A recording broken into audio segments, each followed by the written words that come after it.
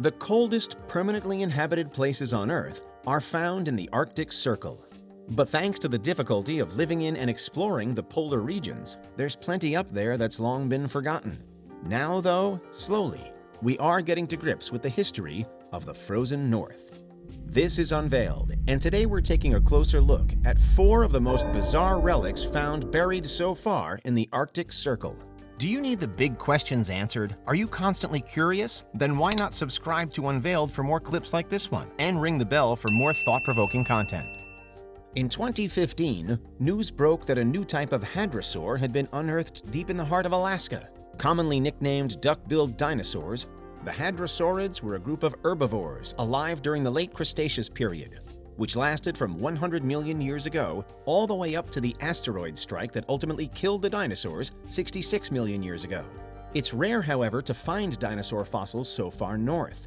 The discoveries of fossils in parts of Alaska within the Arctic Circle have then raised many questions among paleontologists. As far as we know, Earth was very warm during the Cretaceous period, with oceans boasting tropical temperatures around the world and ice unable to form on the planet's poles. But it would still have been significantly colder at the poles than across the rest of the Earth.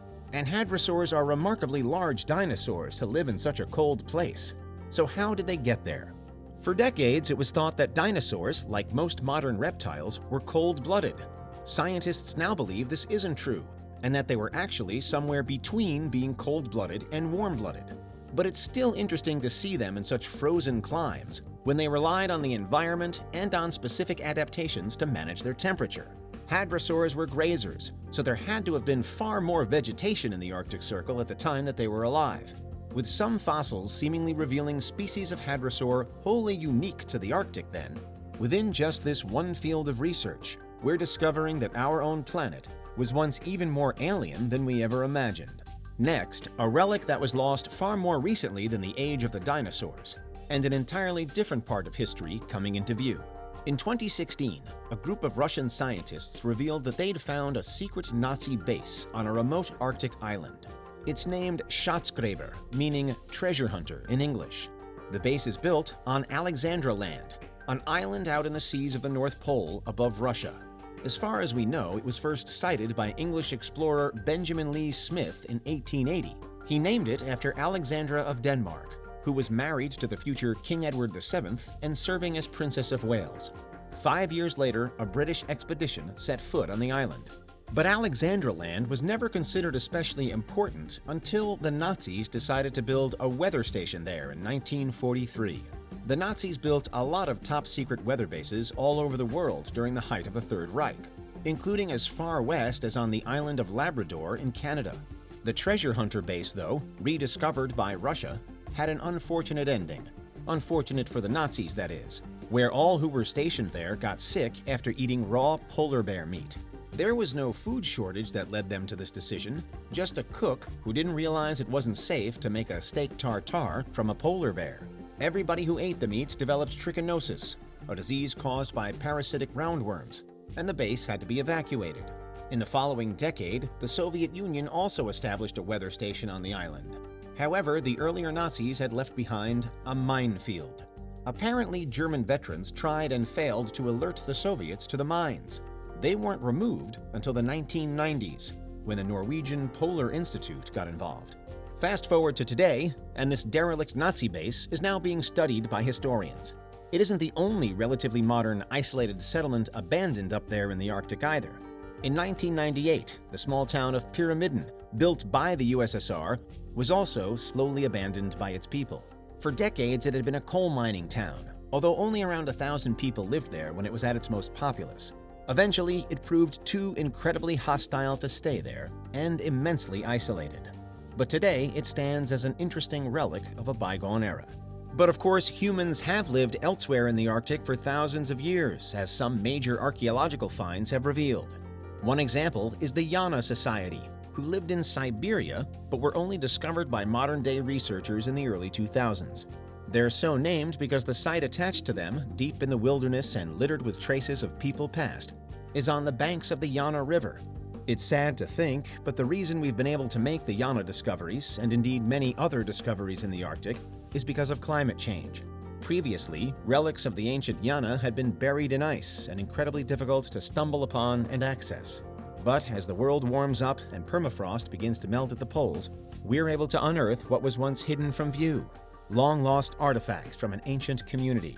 Until the discovery of the Yana, it was believed that humans hadn't lived in the region of Siberia until around 14,000 years ago. But the DNA strands extracted from the teeth of human remains now date back as far as 31,000 years ago. This means that humans were living in the Arctic Circle even during the last ice age, which is certainly impressive given how extraordinarily cold and difficult it must have been. Zooming further out, and because Eurasia is a continuous landmass, humans have been able to spread remarkably far over a far longer period of time than we once thought. The Yana Society is believed to have been made of hunter-gatherers who sometimes hunted mammoths for food and ivory. But some other things uncovered in their newfound DNA, such as the apparent lack of inbreeding among the Yana, suggest that they weren't the only people living across this region. There may have been many societies containing hundreds of people living alongside each other then. As of 2022, we're still studying the things the Yana left behind and trying to unravel the story to find what this society may have looked like. And interestingly, ancient Paleo-Siberians shared DNA with Native Americans, meaning that people who eventually settled in North America may have also lived in this remote corner of Siberia tens of thousands of years ago.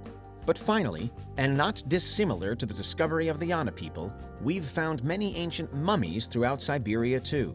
The most famous of these is the Siberian Ice Maiden, found in the Republic of Altai in the 1990s. Buried in an underground chamber alongside her horses, she belongs to the ancient Pazyryk culture that disappeared more than 2,000 years ago. The Ice Maiden became a symbol of Altaian culture, and the local people weren't happy when the Russian authorities took the maiden to be further studied, especially as they slightly damaged the mummy in the process.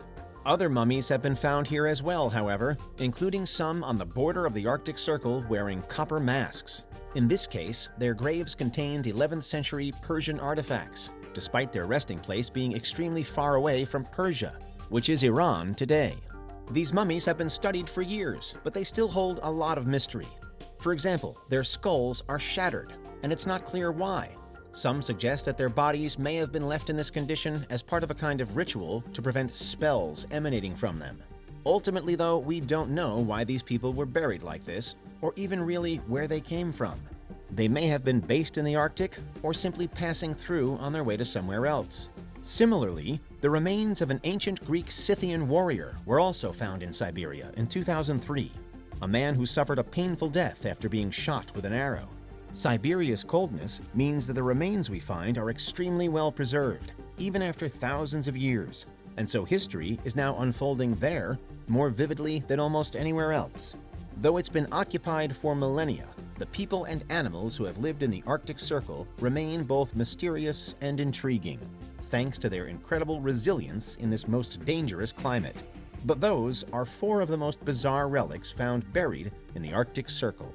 What do you think? Is there anything we missed? Let us know in the comments. Check out these other clips from Unveiled, and make sure you subscribe and ring the bell for our latest content.